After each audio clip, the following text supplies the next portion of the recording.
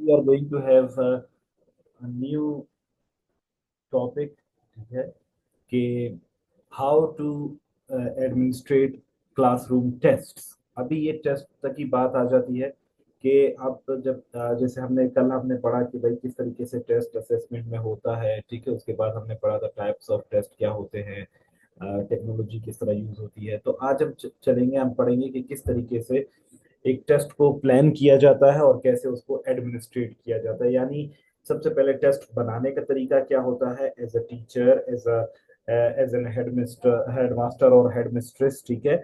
और फिर आप उसको टेस्ट को कंडक्ट कैसे करवाते हैं क्लासरूम में, तो उसके लिए जो प्लानिंग है और एडमिनिस्ट्रेशन है वो सारी अभी हम इस क्लास में डिस्कस करेंगे। So, test planning begins with a clear understanding of the learning objectives and the skills students needs to demonstrate. सबसे पहला बात ये होती है कि जब भी आप कोई भी टेस्ट डिजाइन करते हैं तो उसमें सबसे इंपॉर्टेंट चीज ये है कि आप अपने ऑब्जेक्टिव्स में क्लियर होंगे, आप अपनी थिंकिंग में क्लियर होंगे। एक टीचर अपने मकसद में क्लियर होता है कि भाई मैंने क्यों टेस्ट बनाना है, किस तरह का टेस्ट बनाना है और मेरा मकसद क्या है इस टेस्ट को कंडक्ट करने का। तो जब एक टीचर का, जब एक इंस्ट्रक्टर का, जब एक प्रिंसिपल का, जब एक स्टांस क्लियर होगा, तो उसके बाद वो जो भी टेस्ट प्लान करेगा, जो भी टेस्ट डिजाइन करेगा, वो स्टूडेंट्स की लर्निंग का आउटकम भी हमें दिखाएगा, स्टूडेंट्स की जो पोटेंशियल है उसका आउटकम भी हमें दिखाएगा, स्टूडेंट्स के जो स्किल्स हैं उनका आउटकम भी हमें दिखाएगा। तो ये जो प्लानिंग है ये सबसे पहले स्टार्ट होती है with the teacher, with an administrator who knows the aims and the objectives behind designing or planning any test. And soon after that, when he designs that, he comes to know about the learning outcomes of the students. What is the primary goal to create assessment? The primary goal to create a test is to assess a student. और जो test होता है वो उससे हमें पता चलता है कि वेदर द टेस्ट इज और the assessment is reliable, valid, fair. और ये हमें इस तरह के इंसाइट्स प्रोवाइड कर रही है कि स्टूडेंट्स इंप्रूव कर रहे हैं या नहीं कर रहे, क्या स्टूडेंट्स की अचीवमेंट हो रही है या नहीं हो रही। तो टेस्ट कंडक्ट करने का या टेस्ट डिजाइन करने का अल्टीमेट मकसद क्या होता है, स्टूडेंट्स की लर्निंग को जांचना, स्टूडेंट्स की अचीवमेंट को चेक करना, whether some they are doing positive or they are doing negative, whether the activity being carried out in the classes stand productive, constructive और नॉट, ठीक है। तो अल्टीमेट टारगेट क्या होता है किसी भी टेस्ट को डिजाइन करने का, वो टेस्ट को डिजाइन करने का जो अल्टीमेट मकसद होता है, प्लान करने का जो अल्टीमेट मकसद होता है, वो होता है स्टूडेंट्स की लर्निंग आउटकम्स को जज करना थ्रू डिफरेंट वेज। तो इसलिए कुछ जब हम टेस्ट को डिजाइन करते हैं, जब हम उसको प्लान करते हैं, जब हम टेस्ट बनाते हैं, तो उसमें कुछ स्टेप्स हम फॉलो करते हैं। सबसे पहला स्टेप वही चीज है जो कि हमने वहां पर डिस्कस कर लिया, डिफाइन द पर्पस, ठीक है। Clearly determine what the test is, what the test is intended to measure. Knowledge measure करना है, स्किल मेजर करना है, या फिर इसके साथ साथ एटीट्यूड डेवलप करना है या बिहेवियर मेजर करना है। तो सबसे पहले टेस्ट को डिजाइन करने के लिए सबसे पहले पर्पस का क्लेरिफाई होना जरूरी है कि मैंने किसी का नॉलेज टेस्ट करना है, किसी की इंग्लिश चेक करनी है, किसी की डिस्क्रिप्शन चेक करनी है, किसी का मैंने क्रिटिकल एनालिसिस चेक करना है, किसी में टेस्ट जरूरी है कि रिटर्न ही हो हमेशा, ठीक है। आप किसी भी किस्म का टेस्ट ले सकते हैं, आप फिजिकल टेस्ट किसी का कंडक्ट करवा सकते हैं। तो सबसे पहले एक इंस्ट्रक्टर के लिए, एक टीचर के लिए इस चीज को क्लेरिफाई करना जरूरी है कि टेस्ट कंडक्ट क्यों किया जा रहा है, what is the reason behind conducting this test. Secondly, identifying learning objectives, ठीक है, कि align the test with specific learning objectives और आउटकम्स। यानी ये याद रखें कि आपने वो टेस्ट डिजाइन करना है जो कि आपके क्लास में आपने बच्चों को पढ़ाया है। ऐसे तो नहीं होता ना, यूजुअली हमने देखा होगा कभी कभार हमारे पेपर्स होते हैं या हमारे स्टूडेंट्स बहुत ज्यादा कंप्लेन करते हैं कि सर हमारा टेस्ट जो है वो आउट ऑफ कोर्स आया। तो याद रखें कि ये बहुत इंपॉर्टेंट होता है कि जो भी आपने पढ़ाया होता है क्लास में या जो भी आपने स्टूडेंट्स को सिखाया होता है, आपने उसके मुताबिक आपने क्या करना है, टेस्ट को डिजाइन करना है ताकि स्टूडेंट्स की लर्निंग को, स्टूडेंट्स के आउटकम्स को गेज कर सके, उसको मेजर किया जा सके। फिर आपने जिस तरह कल मैंने आपको बताया था कि मुख्तलिफ किस्म के हमारे पास टेस्ट के फॉर्मेट्स होते हैं, तो आप यहाँ पर भी मुख्तलिफ किस्म के टेस्ट फॉर्मेट्स का इस्तेमाल कर सकते हैं। तो आपने अपने मर्जी का कोई भी टेस्ट फॉर्मेट वो करना है। मिसाल के तौर पर आप एमसीक्यूज टाइप टेस्ट ले सकते हैं, आप परफॉर्मेंस बेस्ड टेस्ट ले सकते हैं, आप डिटेल या डिस्क्रिप्टिव टाइप ऑफ टेस्ट ले सकते हैं, जिसमें आप इसको एक टॉपिक देते हैं और आप इसको कहते हैं कि आप इसको लिखें। मिसाल के तौर पर आपने अक्सर देखा होगा कि आपको जो आर्मी में सिलेक्शन होती है, तो आर्मी में लोगों की साइकोलॉजी को चेक करने के लिए मुख्तलिफ किस्म के साइकोमेट्रिक टेस्ट लिए जाते हैं, जिसमें मिसाल के तौर पर स्टोरी बिल्डिंग दी जाती है। आपको एक तस्वीर दे दी जाती है जो आप 30 सेकंड के लिए देखते हो, और फिर उस पर आप अपना पूरा एक ओपिनियन जनरेट करते हो, ठीक है। फिर आपके पास अक्सर इस तरह आ जाते हैं कि आपके सामने सेंटेंसेस लिखे हुए होते हैं, वो इनकम्प्लीट सेंटेंसेस होते हैं, आधे लिखे हुए होते हैं, आधे नहीं लिखे होते, और आपको कहा जाता है कि आप इसको क्या करें, कंप्लीट करें। तो बेस करता है कि आप किस किस्म का टेस्ट किसी से कंडक्ट करवाना चाहते हैं। Keeping that test in mind, आप टेस्ट के फॉर्मेट को भी डिजाइन करते हो कि आपने पिक्टोरियल फॉर्म लेना है, आपने डिस्क्रिप्टिव फॉर्म लेना है, आपने एमसीक्यूज लेना है, आपने कोई प्रोजेक्ट करवाना है, आपने कोई वाइवा लेना है, आपने ओरल लेना है, आपने रिटन लेना है। तो मुख्तलिफ किस्म के टेस्ट फॉर्मेट डिजाइन किए जाते हैं। फिर जब आप टेस्ट को डिजाइन कर लेते हो, तो आपने फिर टेस्ट की स्पेसिफिकेशंस डिजाइन करनी होती हैं। आपने ये बताना होता है कि मेरे टेस्ट में किस किस्म का कंटेंट इस्तेमाल किया जाएगा। मिसाल के तौर पर आपका टेस्ट, आपका जो कंटेंट होगा वो इंग्लिश के रिलेटेड होगा, आपका जो कंटेंट होगा वो रिलीजन के रिलेटेड होगा, आपका जो कंटेंट होगा वो पिक्टोरियल फॉर्म में मौजूद होगा, आपका जो टेस्ट होगा मिसाल के तौर पर वो स्टूडेंट्स की जो है ना मेजर वो किस फॉर्मेट का होगा, उसकी टाइमिंग क्या होगी। आप 1 घंटे का टेस्ट लेंगे, 3 घंटे का टेस्ट लेंगे, डिस्क्रिप्टिव टाइप लेंगे, आप मिक्स लेंगे, आपकी जो इंटेंसिटी है क्वेश्चन की, क्या वो मुश्किल होगा, क्या वो उसमें जो डिफिकल्टी लेवल है वो ज्यादा होगा या वो कम होगा। तो यहाँ पर टेस्ट की स्पेसिफिकेशन आप डिजाइन करते हो। मिसाल के तौर पर आपने अक्सर देखा होगा ना कि टेस्ट कंडक्ट करवाने के लिए मुख्तलिफ चीजों को गेज किया जाता है। मिसाल के तौर पर आप देखते हो कि यार अगर 1-2 क्लास का जिस तरह पेपर लिया जाता है, तो फिर उसके बाद अगर आप मिडिल स्टैंडर्ड की तरफ आते हैं, तो मिडिल स्टैंडर्ड का जो डिफिकल्टी का लेवल होता है वो थोड़ा सा अलग होता है। इसी तरीके से आप मैट्रिक लेवल पर आते हैं, तो वो उससे थोड़ा सा ऊपर दर्जे का होता है। इसी के साथ साथ आप जब थोड़ा सा और मजीद चलते हैं, तो आपको यूनिवर्सिटी या कॉलेजेस में आपको मजीद एक अलग किस्म के रिफाइंड टेस्ट नजर आते हैं। तो आपने क्या करना है, आपने टेस्ट की स्पेसिफिकेशन को डिजाइन करना होता है कि किस किस्म के आपने टेस्ट कंडक्ट करना है। क्रिएट टेस्ट क्वेश्चन, अभी नेक्स्ट स्टेज में आपने अभी यहाँ पर रिटर्न शुरू करना है, ठीक है। Right clear concise and relevant questions that align with learning objectives. अभी यहाँ पर आपने क्या करना है, ऐसे क्वेश्चंस बनाने हैं जो कि क्लियर हो, स्टूडेंट्स उसको अंडरस्टैंड कर सके। वो मुख्तसर होने चाहिए क्वेश्चंस आपके, बहुत ज्यादा लंबे चौड़े क्वेश्चन नहीं होने चाहिए, क्योंकि अगर बहुत ज्यादा लंबे चौड़े क्वेश्चंस होते हैं तो स्टूडेंट्स अब आपके क्वेश्चन को समझ नहीं पाते, और वो जब क्वेश्चन को सही समझ नहीं पाते तो वो सही क्वेश्चन को आंसर भी नहीं करते, ठीक है। और जो भी क्वेश्चन आप डिजाइन करेंगे, याद रखेंगे जो आपने ऑब्जेक्टिव्स बनाए हैं, जिस चीजों को आप चाहते हैं कि आपका स्टूडेंट जो है ना वो सीख ले और आपको रिस्पॉन्ड करे, तो आपने उसके मुताबिक टेस्ट के क्वेश्चन डिजाइन करने हैं। फिर आपने उसको रिव्यू भी करना है। एक आपने टेस्ट बना लिया तो आपने रिव्यू करना है, आपने उसको चेक करवाना है कि आया मैंने जो चीजें बनाई हैं क्या वो वैलिड है, क्या वो रिलायबल है, क्या उसमें फेयरनेस मौजूद है, क्या उसमें कोई ग्रामेटिकल मिस्टेक्स तो नहीं है, क्या उसमें कोई स्पेलिंग मिस्टेक्स तो नहीं है। क्योंकि अक्सर क्या होता है, एक एक वर्ड जो है ना वो पूरे सेंटेंस की या पूरे पैराग्राफ की मीनिंग चेंज कर देता है। Like once few years back हमारे सीएसएस में जो है ना एक प्रेसी आया था। वो प्रेसी पूरा बुक के मुताबिक था, लेकिन उसमें स्पेलिंग मिस्टेक्स की जगह spelling there was a typo, ठीक है, स्पेलिंग एरर की जगह या टाइपिंग एरर की जगह उस बुक को लुक लिख लिया था। तो जब आप एक बुक को एक लुक लिख लेते हैं, तो आपके पास बहुत ज्यादा फिर उस पैराग्राफ का मीनिंग बिल्कुल चेंज हो जाता है। तो आपने क्या करना है, रिव्यू करना है, रिवाइज करना है, ताकि उसमें कोई मिस्टेक्स ना हो। फिर आप उसकी पायलट टेस्ट भी कर सकते हैं। यानी पायलट टेस्ट से मुराद ये है, या पायलट स्टडी जब भी हम भी करते हैं, तो याद रखिए कि वो आप उसको टेस्ट करते हैं।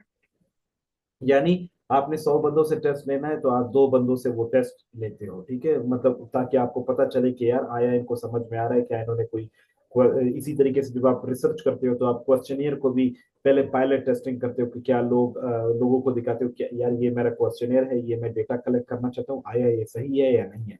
तो वो आपको जब फीडबैक देते हैं तो आपको पता चलता है कि यार मैंने अपने क्वेश्चनियर में या मैंने अपने क्वेश्चन पेपर में कोई तब्दीली लेकर आनी है या नहीं लेकर आनी, ठीक है। इसी के साथ साथ finalise the test. After following these all 7 steps आप क्या करते हो, आप फाइनल टेस्ट डिजाइन करते हो और फिर वो एडमिनिस्ट्रेशन के यानी वो कंडक्ट करवाने के लिए तैयार होता है। तो आई hope you all got it कि हाउ टू प्लान और द टेस्ट। अगर यहाँ तक आपका कोई सवाल है तो आप पूछ सकते हैं। Over to you all. Is it clear?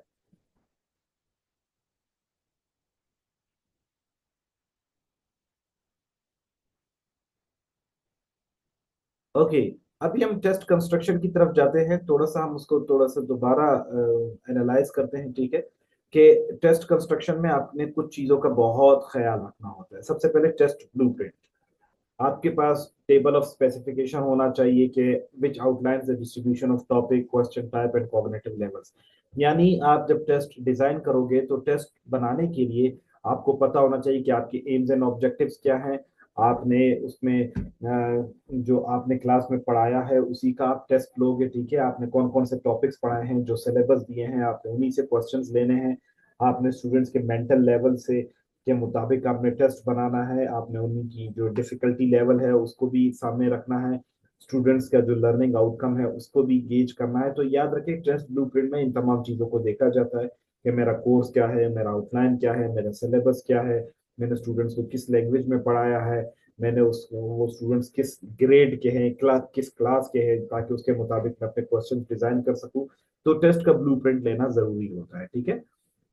फिर क्वेश्चन के डिजायर्स, जैसे मैंने आपको बताया कि आपके क्वेश्चंस क्लियर होने चाहिए, स्पेसिफिक होने चाहिए, उसमें कोई जो है ना बायसनेस नहीं होनी चाहिए, कोई स्पेलिंग मिस्टेक्स या टाइपिंग मिस्टेक्स नहीं होनी चाहिए, कोई भी ऐसे वर्ड्स का इस्तेमाल नहीं करना चाहिए जो क्वेश्चन को एम्बिगुअस बना दे, जिसमें जो है ना थोड़ी सी एक स्टूडेंट्स को एक मुश्किलात का सामना हो सके कि भाई मिसाल के तौर पे ये पूछना क्या चाह रहे हैं। तो स्टूडेंट्स के लिए आपने ईज क्रिएट करने के लिए आपने ऐसे क्वेश्चन लिखने ताकि स्टूडेंट्स आसानी से उसको समझ सके, और जितना आसानी से उसको समझेंगे उतना ही आसानी से वो उसको आंसर करेंगे।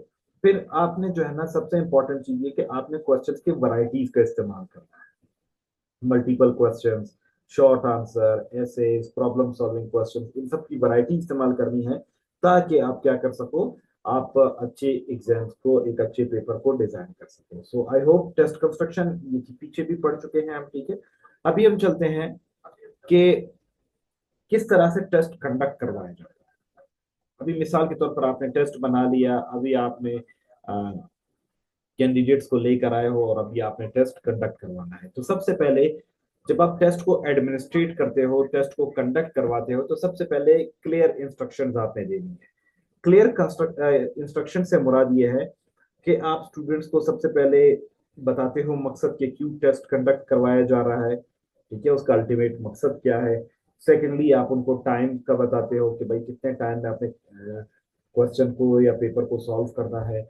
आप उसको इंस्ट्रक्शन बताते हो कि यहाँ पर आपने अपना रोल नंबर लिखना है, यहाँ पर आपने अपना नेम लिखना है, यहाँ पर आपने अपना फादर्स नेम लिखना है, यहाँ पर आपने डेट लिखनी है। मतलब आप उसको क्लियरिफाई करते हो इंस्ट्रक्शंस में। यूजुअली जो लोअर ग्रेड्स होते हैं वहां पर टीचर जो है ना इंस्ट्रक्शन प्रोवाइड करता है ताकि स्टूडेंट्स बाद में अपने किसी भी प्रॉब्लम का शिकार ना हो। लेकिन जैसे जैसे ग्रेड्स हमारे बढ़ते जाते हैं तो ये जो इंस्ट्रक्शन होते हैं ये आपके क्वेश्चन पेपर पर लिख दिए जाते हैं ताकि स्टूडेंट्स इसको खुद पढ़े। मिसाल के तौर पर एक इंस्ट्रक्शन यहाँ पर मैं आपके सामने डिस्कस करना चाहता हूँ कि बीपीएससी के पेपर में आता है कि जो क्वेश्चन पेपर होता है उसके मुख्तलिफ पार्ट्स होते हैं। मिसाल के तौर पर पार्ट ए, पार्ट बी। तो पार्ट ए में 4 क्वेश्चन होते हैं, पार्ट बी में 2 क्वेश्चन होते हैं फॉर इंस्टेंस, ठीक है। तो उसमें एक इंस्ट्रक्शन दी जाती है कि each part should be attempted at one place. मतलब हर पार्ट में, मिसाल के तौर पर एक पार्ट में अगर 4 क्वेश्चन है तो क्वेश्चंस का ठीक है आप सीक्वेंस ऊपर नीचे कर सकते हो, पहले सवाल नंबर 2 कर लिया, फिर 1 कर लिया, फिर 3 कर लिया, फिर 4 कर लिया। लेकिन तमाम पार्ट को एक साथ सॉल्व करना होता है, यानी इंग्लिश का पार्ट सारा एक साथ, पेडागोजी का पार्ट सारा एक साथ, ठीक है। तो इस तरह की इंस्ट्रक्शंस प्रोवाइड की जाती है कि भाई आपके पास 3 घंटे हैं, या आपने 5 क्वेश्चंस करने हैं, या आपने पहले शॉर्ट क्वेश्चंस करने हैं 20 मिनट में और वो पेपर आपसे ले लिया जाएगा, फिर आपको 80 नंबर का क्वेश्चन दिया जाएगा, ठीक है। तो आपने सबसे पहले स्टूडेंट्स को क्लियर इंस्ट्रक्शंस देनी है, ताकि वो तमाम चीजें जो कि बाद में स्टूडेंट्स के लिए क्वेश्चंस डेवलप कर सकती हैं, आप उसको क्लेरिफाई कर दें, ठीक है। क्योंकि टेस्ट के दौरान कोई भी डिस्टरबेंस क्रिएट करते हैं तो फिर उससे स्टूडेंट्स का जो अटेंशन लेवल है वो खत्म हो जाता है, ठीक है, वो डिस्टॉर्ट हो जाता है, डिस्ट्रक्शंस क्रिएट हो जाती है, तो इस वजह से स्टूडेंट्स फिर अपना अटेंशन लूज कर जाते हैं। सेकेंडली, इन्वायरमेंटल फैक्टर्स, कि सबसे इंपॉर्टेंट चीज ये है कि जब आप स्टूडेंट्स का एग्जाम कंडक्ट करवाते हैं या टेस्ट कंडक्ट करवाते हैं, तो आपने उसको एक इन्वायरमेंट ऐसा क्रिएट करके देना है जिसमें कंपटीशन का इन्वायरमेंट हो, जो कि काम और पीसफुल हो, यानी वहां पर खामोशी मौजूद हो, उन सब में कोई डिस्टरबेंस ना हो, कोई डिस्ट्रैक्शन ना हो, ऐसे ना हो कि शोर शराबा वहां पर आता हो। क्योंकि टेस्ट में यूजुअली क्या होता है, इंसान अपने थिंकिंग और साइकोलॉजिकल और कॉग्निटिव स्किल्स का इस्तेमाल करता है, इंटेलेक्चुअल स्किल्स का इस्तेमाल करता है। तो जब भी इन्वायरमेंट में कोई ऐसी चीजें आती है जो उसको डिस्टर्ब करती हैं, लाइक फॉर एग्जांपल आजकल के सीजन में हम देखते हैं कि बहुत ज्यादा गर्मी मौजूद है, अगर आप स्टूडेंट्स को फैंस की फैसिलिटी प्रोवाइड नहीं करते तो स्टूडेंट बहुत ज्यादा डिस्टर्ब होते हैं, तो अल्टीमेटली उनका जो स्टूडेंट्स का जो परफॉर्मेंस है उस पर बड़ा असर पड़ता है। इसी के साथ साथ मिसाल के तौर पर अगर हम देखते हैं, जब हम अक्सर स्टडी करते हैं तो कभी कभार हमारे पास जो हमारे घर में जो बच्चों की आवाजें होती हैं या फिर फैन की आवाज होती है या जो घड़ी की आवाज होती है, वो भी हमें डिस्टर्ब करती है। तो हमने क्या करना है, स्टूडेंट्स के लिए एक ऐसा इन्वायरमेंट क्रिएट करना होता है जिसमें स्टूडेंट्स फुली अटेंशन से क्वेश्चन पेपर को सॉल्व कर सके, ठीक है। Thirdly, timing. आपने क्वेश्चंस में जो भी टाइम, आप कोशिश करें कि ऐसे टाइम पे आप पेपर को कंडक्ट करवाएं जो usually early in the morning papers conduct करवाए जाते हैं, क्योंकि स्टूडेंट्स बहुत ज्यादा एक्टिव होते हैं। तो ऐसे टाइम में कंडक्ट करवाए जिसमें स्टूडेंट्स की लेवल ऑफ अटेंशन ज्यादा हो, वो अच्छी तरीके से परफॉर्म कर सके, वो फ्रेश हो, ठीक है, वो रेस्ट की हालत में मौजूद हो, वो कंफर्टेबल हो। और ज्यादातर इस तरह होता है कि स्टूडेंट्स को आप टाइमिंग क्लियरली स्टेट करें और आप उनको बताएंगे, मिसाल के तौर पर आपका क्वेश्चन, आपका पेपर 3 घंटे का है, 2 घंटे का है, ताकि वो क्या कर सके, स्टूडेंट जो है ना अपने टाइम के मुताबिक क्वेश्चन को मैनेज कर सके। इसी के साथ साथ अकोमोडेशन फॉर स्पेशल नीड्स, कभी कभार इस तरह होता है कि हमारे पास एबनॉर्मल स्टूडेंट्स आ जाते हैं, जैसे मिसाल के तौर पर हैंडीकैप्ड आ गया, upper the person who is unable to read और राइट, ठीक है, कोई लिख नहीं सकता, किसी का हाथ टूटा हुआ है, कोई बैठ नहीं सकता, तो आपने उनके लिए स्पेसिफिक नीड्स जो है ना उनकी पूरी करनी है। मिसाल के तौर पर एक शख्स है वो देख नहीं सकता, तो आपने उसके लिए क्या करना है, आपने उसके लिए राइटर बिठाना होता है या आपने उसको राइटर देना होता है, तो इस तरह के स्पेसिफिक नीड्स की जरूरत पड़ सकती है। आपका आपने फेयरनेस रखनी होती है, मतलब ये है कि आपने जो टेस्ट का जो माहौल होता है उसमें किसी के जो है ना नेपोटिज्म नहीं करनी होती है, आपने फेयरनेस को प्रमोट करना होता है, everybody should be treated equally. फिर आपके पास आ जाता है कॉन्फिडेंशियलिटी, कि आपके जो क्वेश्चंस होते हैं, आपका जो पेपर होता है वो बहुत ज्यादा कॉन्फिडेंशियल होना चाहिए, किसी के पास उसको पहले से लीक लीक डाउन नहीं करना चाहिए, क्योंकि जितना लीक डाउन हो जाएगा मेरिटोक्रेसी उतना फॉर ग्रांटेड रहेगी। तो आपने क्या करना है, कॉन्फिडेंशियलिटी को मेंटेन करना है, नॉट ओनली पेपर, लेकिन जब आपका रिजल्ट आता है उस रिजल्ट में को भी आपने कॉन्फिडेंशियल रखना होता है, क्योंकि बहुत सारे लोग बहुत ज्यादा वीक होते हैं, बहुत सारे लोग बहुत ज्यादा अच्छे होते हैं, तो आपने पेरेंट्स के साथ, स्टूडेंट्स के साथ उनको डिस्कस करना होता है, ना कि उनको पब्लिसाइज करना होता है, क्योंकि जब आप उसको पब्लिसाइज कर लेते हो, स्टूडेंट्स अक्सर डिट्रैक्ट हो जाते हैं और वो फिर उनको आसानी से एक्सेप्ट नहीं कर पाते। और इंटीग्रिटी होनी चाहिए, इट मीन्स के आप स्टूडेंट्स को टाइम एंड अगेन इंटीग्रेट करें, मुख्तलिफ किस्म के टेस्ट में इंटीग्रेट करें, टीचर्स खुद उसमें कोऑपरेट उनके साथ करें और उनको सिखाए कि क्या चीज करना चाहिए, क्या चीज नहीं करना चाहिए। तो इन तमाम चीजों को सामने रखते हुए क्या कर सकते हैं, हम एक अच्छा टेस्ट कंडक्ट करवा सकते हैं। So I hope you all got it कि how to administrate a test. Clear to everybody?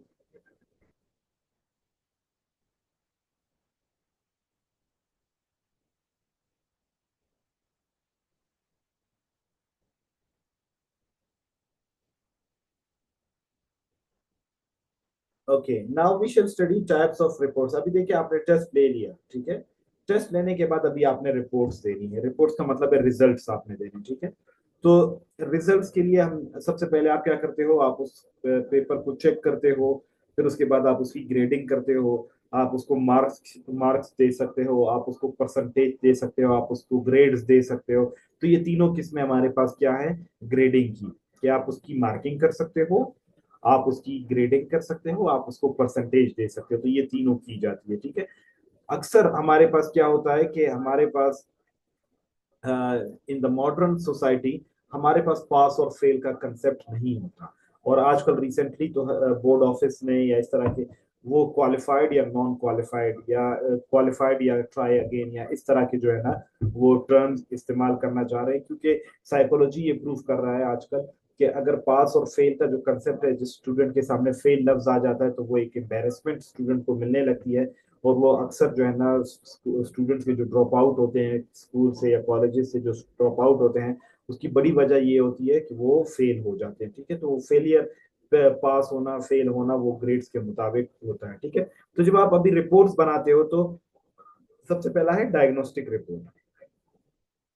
These reports focus on identifying areas of strength and weaknesses of individual students. They are often used in formative assessment to guide learning and provide feedback. ठीक है, यहाँ पर क्या होता है कि यहाँ पर स्टूडेंट्स का जो स्वॉट एनालिसिस किया जाता है, उसके स्ट्रेंथ्स का, उसके वीकनेसेस का, उसके अपॉर्चुनिटीज का और या उसके पोटेंशियल थ्रेट्स का अंदाजा लगाया जाता है कि स्टूडेंट्स कहाँ स्टैंड करता है। ठीक है, और फिर स्टूडेंट्स को उस चीज के बारे में बताया जाता है कि आप यहाँ पर स्टैंड करते हो, आप में ये आपकी ये स्ट्रेंथ्स हैं, आपकी ये वीकनेसेस हैं और इन पर आपने काम करना है। तो डायग्नोस्टिक रिपोर्ट्स ये होती है कि आप स्टूडेंट्स को ये बताते हो। वो आप ग्रेडिंग के जरिए से भी बता सकते हो, वो आप मार्क्स के जरिए से भी बता सकते हो, वो आप परसेंटेजेस के जरिए से भी बता सकते हो। ठीक है, दूसरा है summative reports. Summative reports provide a comprehensive overview of students performance over the specific period. या अगर आपको याद हो, हमने समेटिव जो है ना वो एनालिसिस में या असेसमेंट में हमने पढ़ा था कि ये मिसाल के तौर पर पूरे साल का आप जो है ना सम करते हैं, आप उसको कंक्लूड करते हैं, तो आप उनका टेस्ट लेते हैं, पेपर लेते हैं और फिर आप उसको स्पेसिफिक पीरियड के लिए बताते हो। ठीक है, ये अक्सर क्या होता है, कभी सेमेस्टर क्लोज होना होता है, कभी एकेडमिक ईयर क्लोज होना होता है, तो आप जो रिजल्ट्स देते हो, फाइनल ग्रेड्स करते हो, ओवरऑल जो अचीवमेंट देखते हो पूरे साल की, तो उसको हम समेटिव रिपोर्ट्स में वो करते हैं। और कभी कभार हमारे पास कंपैरेटिव रिपोर्ट्स आते हैं।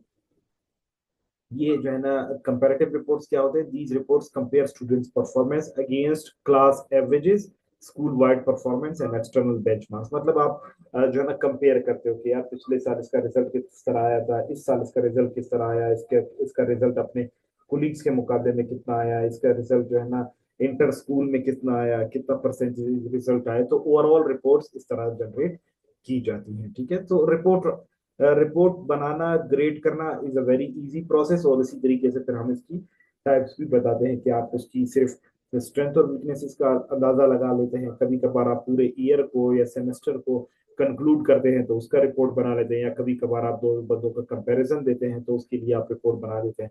मिसाल के तौर पर कोई टेस्ट होता है या फिर दो लोगों का मुकाबला होता है, तो उन दो बंदों का मुकाबला होने के बाद एक को एक ग्रेडिंग दी जाती है, दूसरे को दूसरी ग्रेडिंग दी जाती है और उसके मुताबिक उनमें विनर अपॉइंट किया जाता है या सेलेक्ट किया जाता है। इसी के साथ साथ आपने देखा होगा कि कभी कभार कहीं पर डिबेट कंपटीशन होता है तो मुख्तलिफ जो ज्यूरी होती है, वो ज्यूरी क्या करती है, यार किसी को मुख्तलिफ मार्क्स या मुख्तलिफ ग्रेडिंग्स देती है, उसके मुताबिक उनमें से एक विनर और एक रनर अप सेलेक्ट किया जाता है। ठीक है, तो इस किस्म के कंपेरेटिव रिपोर्ट्स भी जनरेट किए जा सकते हैं। फिर हमारे पास एक बहुत इंपॉर्टेंट चीज है कि एक तो रिपोर्ट्स आप दे रहे हैं। ठीक है, रिपोर्ट्स के बाद आपने बहुत इंपॉर्टेंट चीज जो है वो कंस्ट्रक्टिव फीडबैक देना है। कंस्ट्रक्टिव फीडबैक क्या होता है, याद रखें कि जो स्टूडेंट पॉजिटिव है उसको आप पॉजिटिव फीडबैक देंगे, अगर लेकिन जो स्टूडेंट्स वीक है तो उसमें आप सबसे पहले याद रखें फीडबैक का एक उसूल है। फीडबैक का ये उसूल है कि सबसे पहले आप पॉजिटिव एक बात करते हैं, फिर उसके बाद उसकी वीकनेसेस का बात करते हैं और फिर आखिर में फिर दोबारा उसको पॉजिटिव एंड देते हैं। मिसाल के तौर पर किसी एक शख्स ने मुझे पेपर दिया, उस पेपर में उसने ऐसे बहुत अच्छा किया था और उसके बाद उसने बाकी चीजें अच्छी नहीं की थी, तो मैं ये कहता हूं कि you have done an incredible job in an essay, however you need to work hard in comprehension.